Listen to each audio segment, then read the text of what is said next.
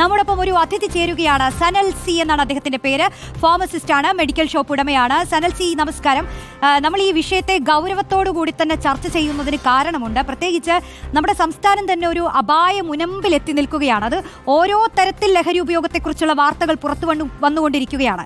അപ്പോഴാണ് ഈ മെഡിക്കൽ ഷോപ്പുകളിൽ നിന്ന് ഇത്തരം മരുന്നുകൾ, പ്രത്യേകിച്ച് ഈ ആന്റിബയോട്ടിക്, സൈക്കോട്രോപിക് ഡ്രഗ്സ് ഒക്കെ വാങ്ങുന്ന ആളുകൾ ഒരുപാടുണ്ട്. സംസ്ഥാനത്ത് ഇതിന്റെ വലിയ സംഘങ്ങളുണ്ട് എന്ന വിവരം അന്വേഷണ സംഘങ്ങൾ തന്നെ പറയുന്ന സാഹചര്യം ഉണ്ടായിട്ടുണ്ട്. അപ്പോൾ ഒരു വ്യാജ കുറിപ്പടിയുമായൊക്കെ എത്തുമ്പോൾ നിങ്ങൾക്കത് തിരിച്ചറിയാൻ കഴിയാറുണ്ടോ?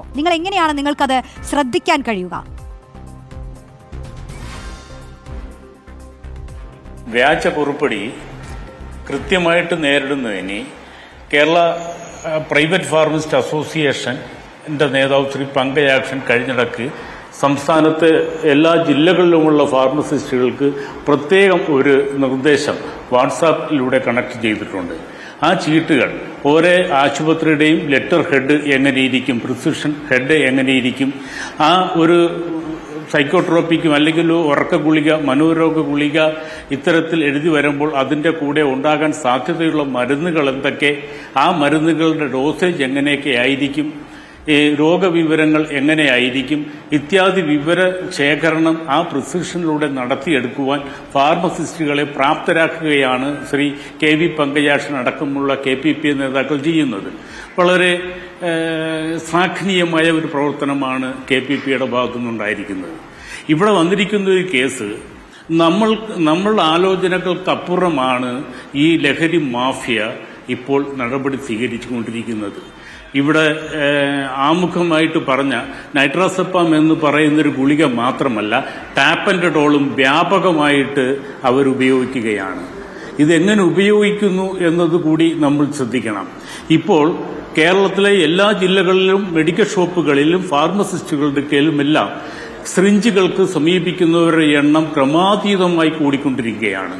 അതിനർത്ഥം നമ്മളുടെ അന്വേഷണത്തിൽ അത് പിടികിട്ടിയത് ഈ നൈട്രാസെപ്പാം അടക്കം ടാപ്പൻഡോൾ എല്ലാം 3-4 ഗുളികകൾ കലക്കി വെള്ളമാക്കിയ ശേഷം അത് സിറിഞ്ചിൽ വലിച്ച് ശരീരത്തിലേക്ക് ഇഞ്ചക്ട് ചെയ്യുന്ന ഒരു പ്രവണതയാണ് ഈ ലഹരി മാഫിയ കണ്ടുപിടിച്ചിരിക്കുന്നത്.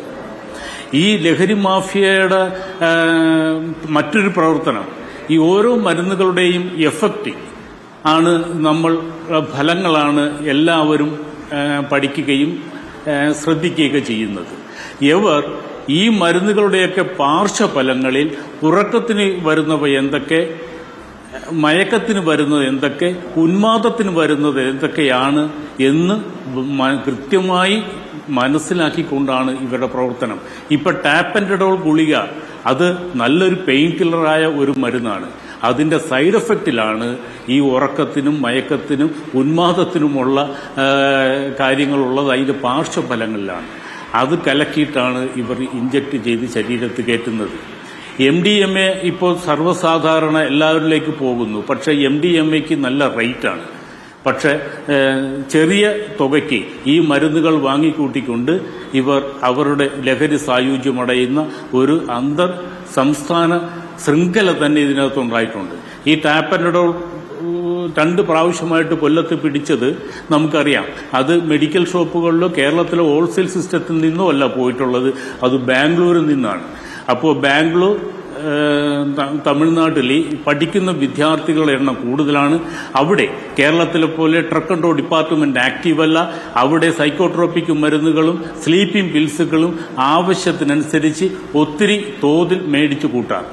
അവിടെ പഠിക്കുന്ന പല വിദ്യാർത്ഥികളും ഇത്തരത്തിൽ ഈ മരുന്നുകൾ സംഭരിച്ച് കേരളത്തിൽ കൊണ്ടുവന്ന് 2000-2500 രൂപയ്ക്ക് വിൽക്കുന്നുണ്ട്. അത്തരത്തിൽ ഒരു വിൽപ്പന നടത്തുന്നത് ഒരു പെൺകുട്ടിയുടെ വോയിസ് മെസ്സേജ് വരെ എന്റെ കയ്യിലുണ്ട്. അപ്പോൾ ഇതാണ് ഇവിടുത്തെ സ്ഥിതി.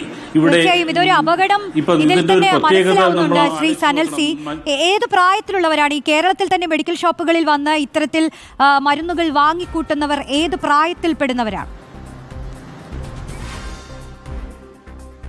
ഇതിനകത്ത് പ്രായം നമുക്ക് കണക്ക് കൂട്ടാൻ പറ്റിയല്ല. കാര്യം എന്തെന്ന് വെച്ചെന്നാൽ ഇത് ഉപയോഗിക്കുന്ന ആൾക്കാർ അവിടെ ഇരിക്കും. ഇത് വാങ്ങാൻ ഇപ്പോൾ സ്കൂൾ കുട്ടികളെ ചുമതലപ്പെടുത്തും, പ്രത്യേകിച്ച് പെൺകുട്ടികളെ. അവർ വരും, അപ്പൂപ്പനാണ് അമ്മമ്മയ്ക്കാണ് എന്നൊക്കെ പറഞ്ഞുകൊണ്ട്. അതുമല്ലെങ്കിൽ 200-250 രൂപയൊക്കെ കൊടുത്ത് പ്രായമുള്ളവരെ തള്ളന്മാരുടെ കയ്യിൽ കൊടുത്തു വിടും. അപ്പോൾ ഇത്തരത്തിൽ നമ്മൾ വാങ്ങിക്കാൻ വരുന്നവരെ കണ്ടെന്ന് നമുക്ക് തിരിച്ചറിയാൻ പറ്റാത്ത വിധത്തിലേക്ക് അവരുടെ പ്ലാനും പദ്ധതികളും എല്ലാം വികസിച്ചു കഴിഞ്ഞു. അതുകൊണ്ടാണ് മാർച്ച് 4-ാം തീയതി മിലിന്ദ് ജാദവ് എന്ന് പറയുന്ന മുംബൈ ഹൈക്കോടതി ജസ്റ്റിസ് ഇത്തരത്തിൽ വ്യാജ മരുന്നുകൾ വിറ്റഴിച്ചതിന്റെ പേരിൽ അറസ്റ്റിലായ ഒരാളുടെ ജാമ്യത്തിൽ മേൽ നടന്ന വാദത്തിൽ ആ ജഡ്ജി ഒരു നിരീക്ഷണം നടത്തി. യുവാക്കളുടെയും കൗമാരക്കാരുടെയും ലഹരി മരുന്നുകൾക്കുള്ള ആസക്തി അർദ്ധ മഹാമാരിയായിട്ടാണ് അദ്ദേഹം വിശേഷിപ്പിച്ചത്. അത് വളരെ കറക്റ്റാണ്. ഇവിടെ നമുക്കറിയാം, കോവിഡ് കാലത്ത് KSTP എൻ്റെ അടുത്താണ്, KSTPയിൽ നിന്നും സാനിറ്റൈസർ വാങ്ങിച്ച് കൊണ്ടുപോയ ഒരു വ്യക്തിയെ ഞാൻ ഒരു പ്രമുഖ ചാനൽ ആൾക്കാരും കൂടി വെറുതെ ഒന്ന് ക്വസ്റ്റ്യൻ ചെയ്തു മീൻസ് ഒന്ന് ഫ്രണ്ട്ലി ടോക്ക് നടത്തി. അപ്പോൾ അദ്ദേഹം ഞങ്ങൾക്ക് ക്ലാസ് എടുത്തു.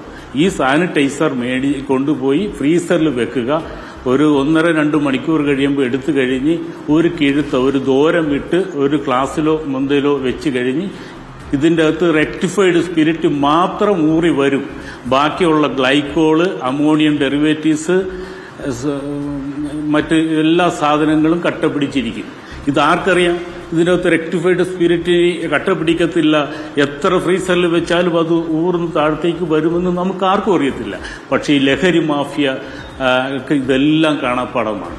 അതാണ് നമ്മൾ ശാസ്ത്രീയമായിട്ടുള്ളതും സാങ്കേതികമായിട്ടുള്ള കാര്യങ്ങൾ ഇവർ അജ്ഞരാണെന്ന് കണക്ക് കൂട്ടേണ്ട. നമ്മളെക്കാൾ മുമ്പേ സഞ്ചരിക്കുന്നവരാണ്.